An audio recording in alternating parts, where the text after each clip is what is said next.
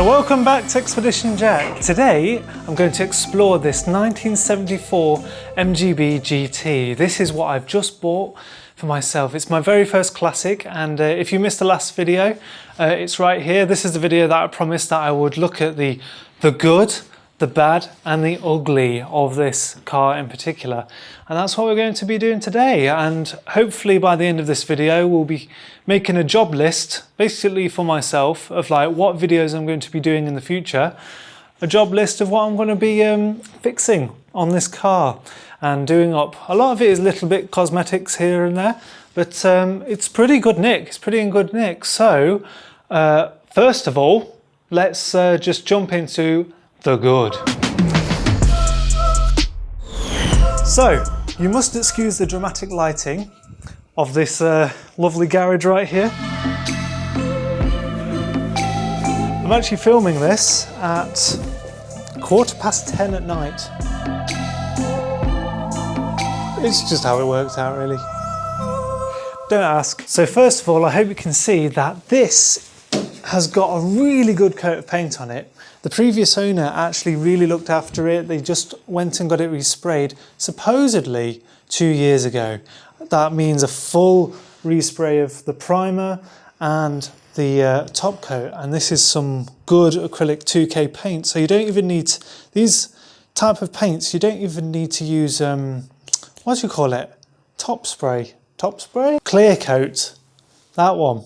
It's a bit like trader's paint really. You do it once and it does a good job first time. So it's really, really well sealed to stop that rust from forming on any bare metal. Now, there are a few little chips, cracks here and there.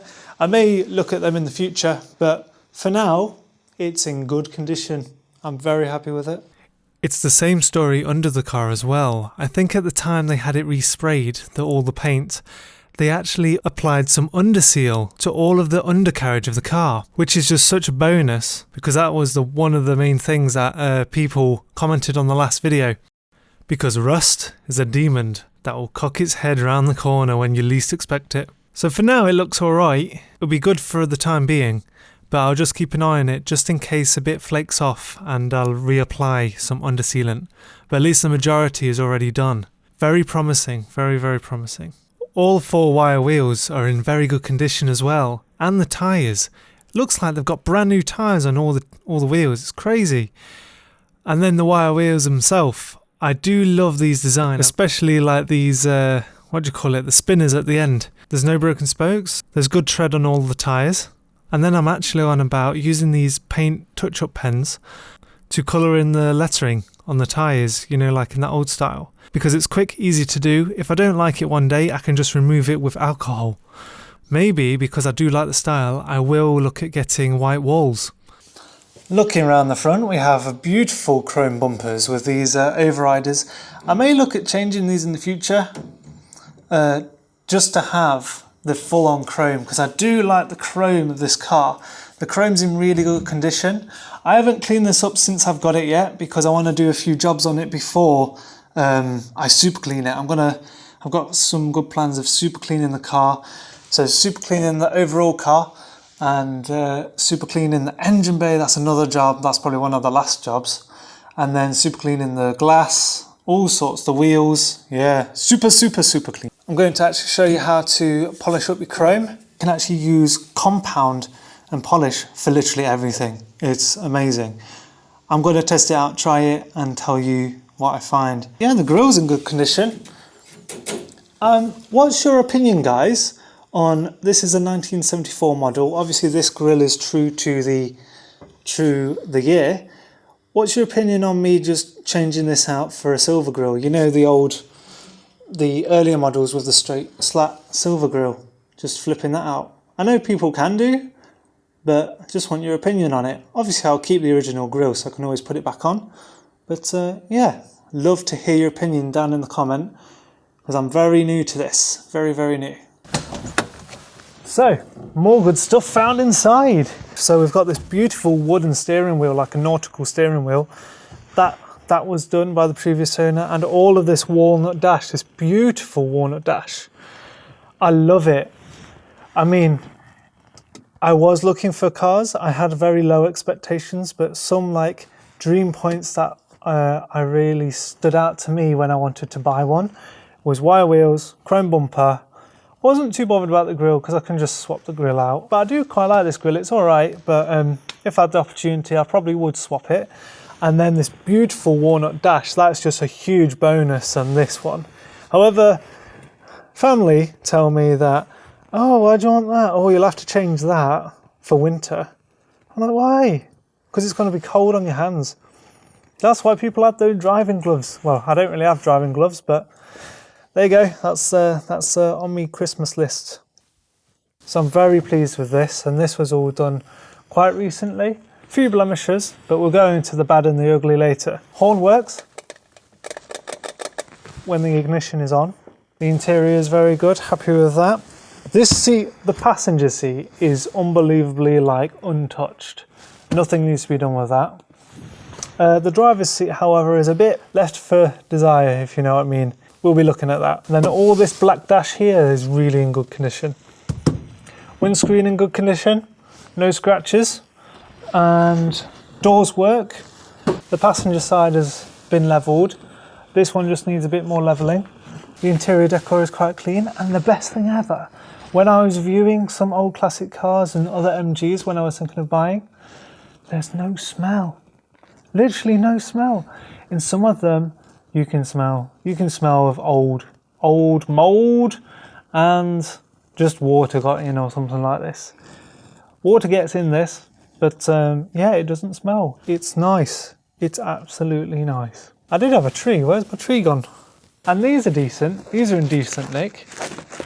These are just foam with a wire skeleton to keep its structure.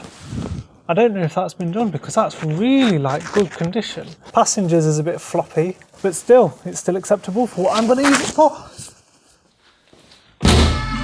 As you can see, brilliant boot space. Loads of room in here.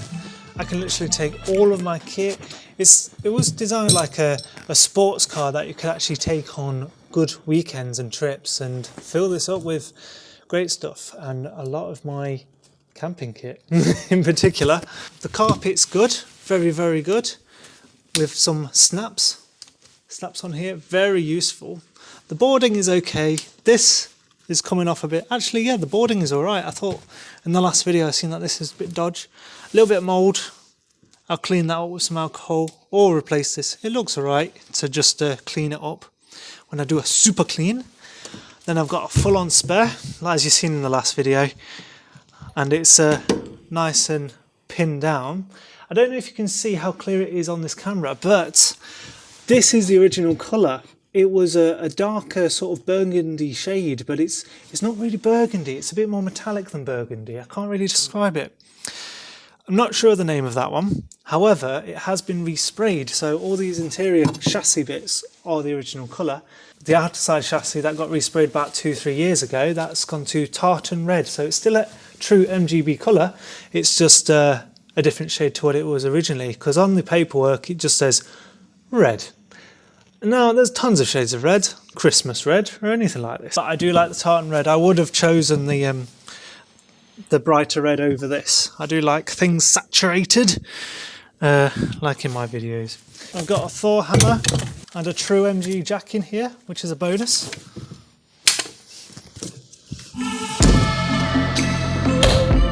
And then here is the engine bay. It's in really good condition and it's a good starter. That's literally with no choke whatsoever, more intake of air in the engine. That was just straight for it. It's good, it's very, very good. It is, the engine has been started already today. We're going to turn that off so I don't die, so I can breathe again. But the nice thing is I've actually installed a kill switch. Now a kill switch disables a part of the engine so it won't start. So let's try it now. I've just disabled the engine and it won't turn over. And that's the idea of a kill switch. It just won't start. Because it's such an old car, security is to really, really be desired, because these locks are literally just a turn lock.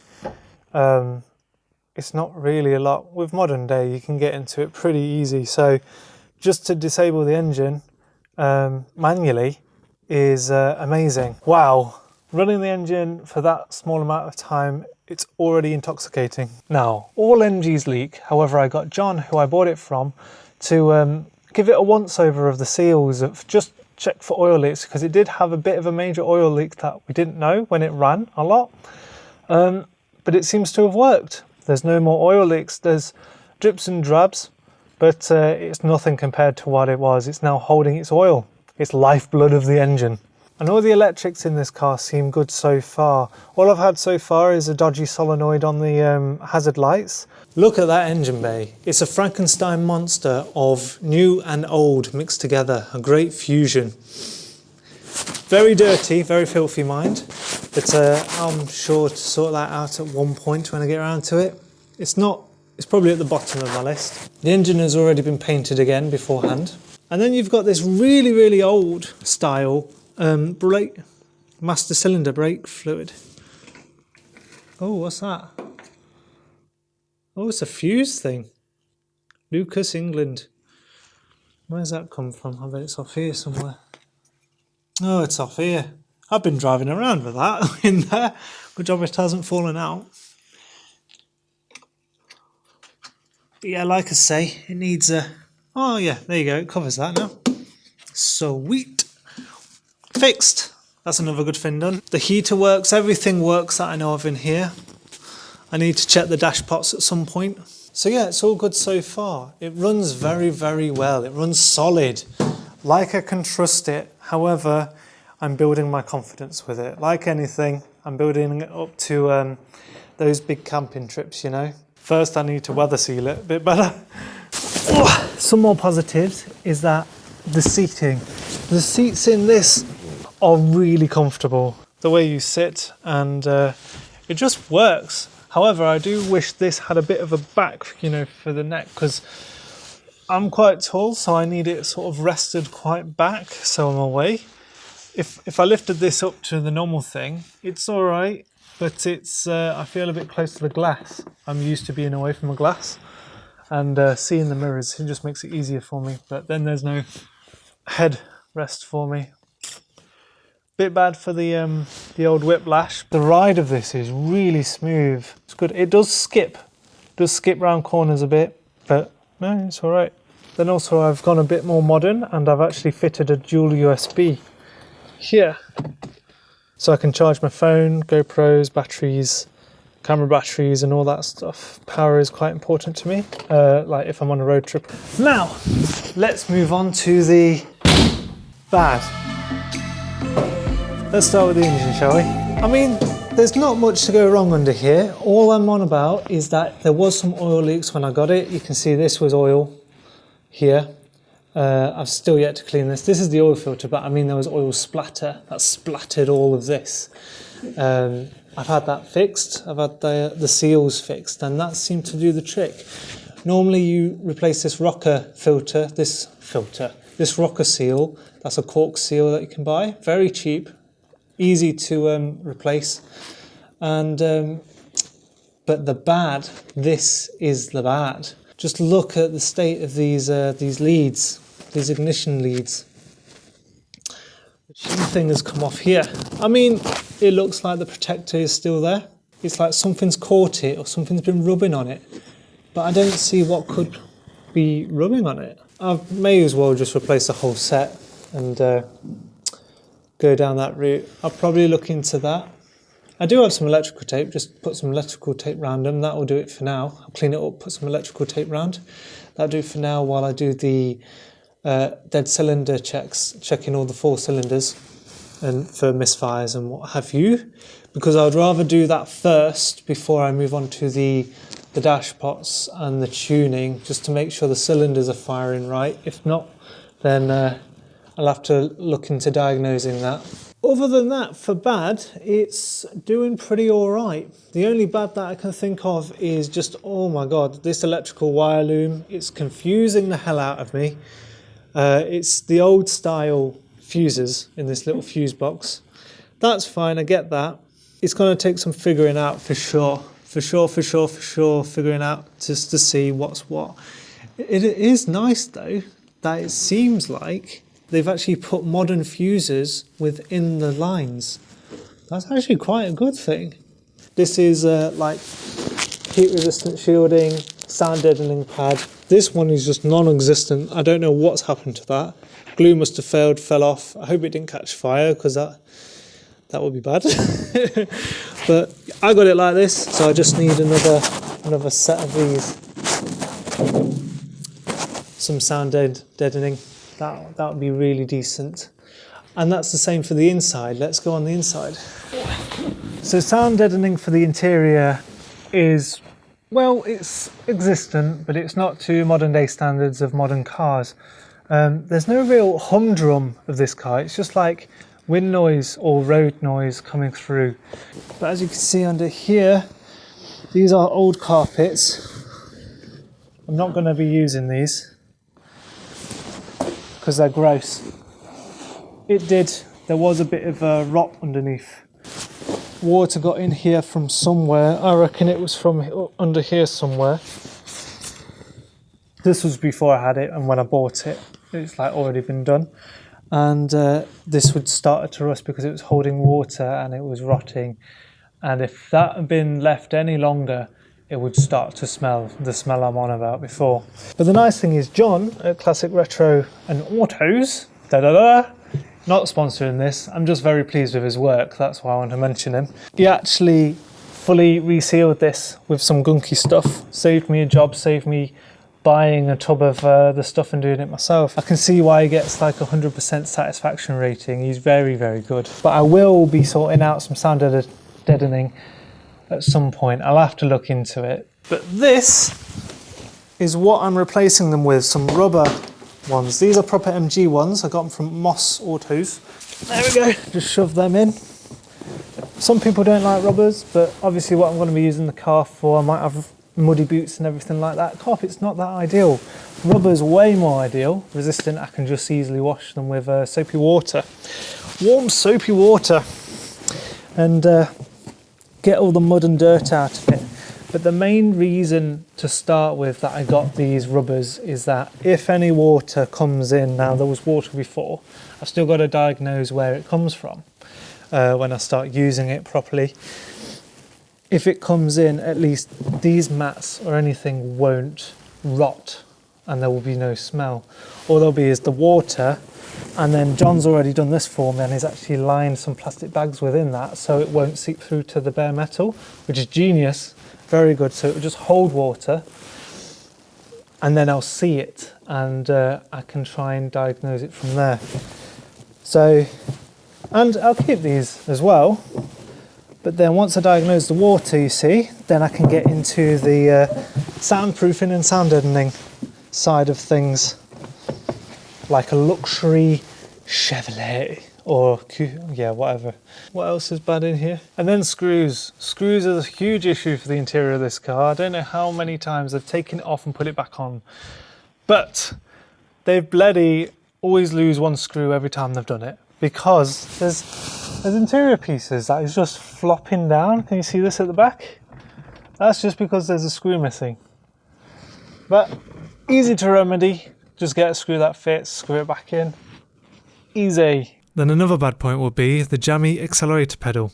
It just affects how smooth you can accelerate in the lower gears. I'll be having a look at that. Still looking at the interior. As you can see, the driver's seat is very worn out. Very, very worn out. I'm going to try and spruce this up a bit with some paint dye. From other videos that I've seen on YouTube, YouTube is such a good source of finding out information. Two more issues for you. When I close, the door is sagging, so I just need to lift the door. It's hitting the hip plate. This is loose. A rivet has come out on the inside here. Not quite sure how that's fixed, but I'll look into it. And then the window. All that scratches from obviously the dried out rubber. The rubber seems alright now. I don't know why it's scratched. It must have got some kind of hard thing in there and it's just scratched the whole side window. This is what I was talking about, like I'm going to try some compound and polish on this, try and get these scratches out. There's a lot on here, but I'll try it. Try and do it by hand or whatever my dad suggests with some kind of random tool. Dads are good at that. It's safe to say that the entire driver's side is a bit warm compared to the lovely passenger side. I'm going to refit both sides with brand new seat belts, and I've chosen red, the colour red, because I love the black on red. Also these seats, I'm going to refurbish these up, even try and do the red trim around so it's a bit more brighter, and just to give it a bit more life back into it. A bit more life, but it's still got the old look style of the wood and the dark colours. I like that. Another point being is that this is an old car. It doesn't have much technology in it, so it has no power steering, so it's really heavy. It did freak me out at the start when I went to test drive this, and I was actually thinking of putting, like, you know, one of these electric motor easy power steering uprated things in this. However, I've decided against it. I actually quite like the feel now I've got used to it, that it's only when you're static and you're trying to do manoeuvres in car parks and stuff. I can deal with that, that's fine.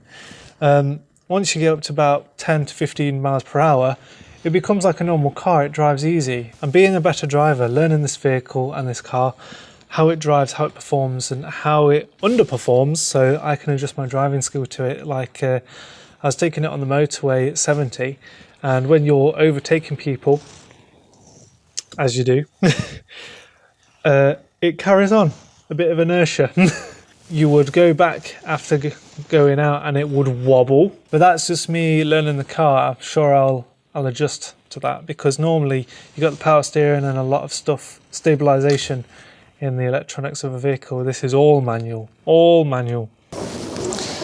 So this is the right spring tailgate thing that I was on about. It's not as solid, as you can see, as the left one. The left one has no movement. This has a bit of leeway, so I need to just tighten this up to stop the vibration, I reckon. And then while we're here, the tailgate seal is notoriously bad at keeping water out.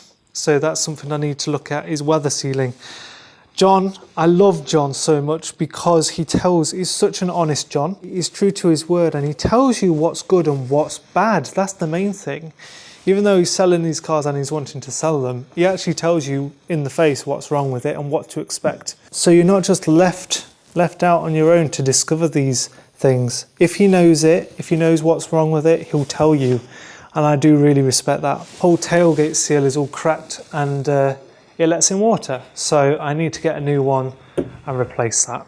These tailgate designs, that was the floor of the MG GT, because it will allow water in this groove here. It's just one of those things. I mean, these classic cars John was saying about, they're really designed to allow water to pass through them so they don't rust, not to hold the water out or hold the water in places. I found that hilarious. And then there's all this bit of chrome here. I'm going to try and polish this up, and then more scratches on this rear glass here. Then funny enough, if you look here, this is the badge that it comes with. This seems to have disappeared. I would have thought that this would be coloured in. So I've got some paint markers. I'll get rid of the oxidation. I'll try and get rid of the oxidation, and then I think I'll just do it a standard black in the lettering. I'll just re-letter. That'll do the job. Now it's time to look at the ugly. So as you can see, these wire wheels need a bit of a clean up and a polish. The tyres need cleaning up because I used it the other day. But I'm actually thinking of white walling these tyres and maybe white lettering them. I'll probably start with the white lettering because that's the easiest thing for me to do. And yeah, I love these. I love these so much. They're just dirty, got a bit rusty. The rear ones are more rusty. That's the only ugly thing about these wire wheels, is that it's ugly on the amount of time you have to spend cleaning each spoke. And that's what I'm going to be doing.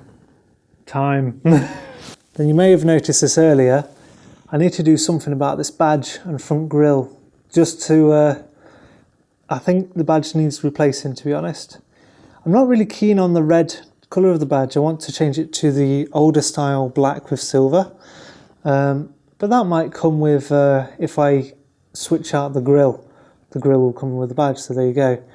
If not, then I can just buy the badge cheaper and then just swap that out. And then it will just be the amount of chrome that I will be spending time polishing.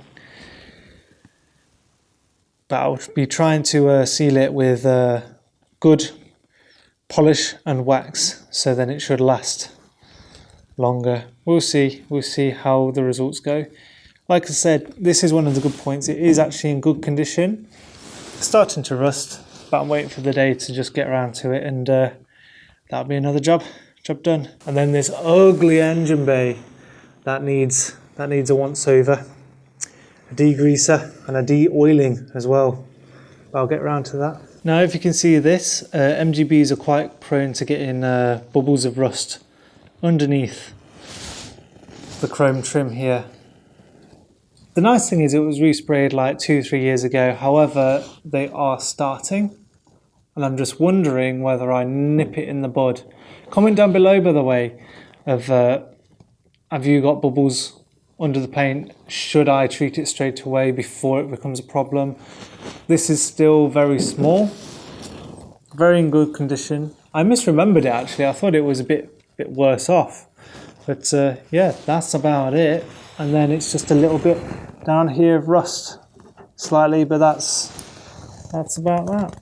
I might consider getting some mud flaps to stop stone chips chipping the paint and then opening up to rust. And that's about it. There we go. So yeah, that's about it for the good, the bad, the ugly of my MGB GT 1974 model. So I've hoped you enjoyed this video. Comment down below your thoughts and your comparisons to if you've got a classic car. I'd love to hear your experiences and what I should be looking out for, because I'm very, very new to this. And I've probably overlooked something very important or something minor that you just might want to, you know, give me a hint. Give me a hint, please do, because I may overlook. So thanks for watching, and I'll see you next time. Stay tuned to join the expedition. Thanks, guys.